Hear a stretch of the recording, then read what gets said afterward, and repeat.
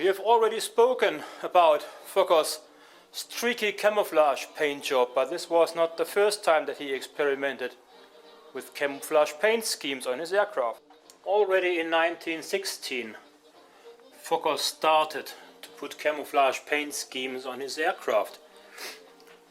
Each fleet requested that since the fightings in the sky intensified and camouflage paints seemed important. So he started putting green and brown blotches on top of the natural colored linen. A prominent example is Otto Kissenberth's Fokker D.II, of which we have a nice painted model in our collection. Following that, Fokker noted it was too complicated and too expensive to put on. He came up with a streaky camouflage paint scheme, which we discussed elsewhere in other videos.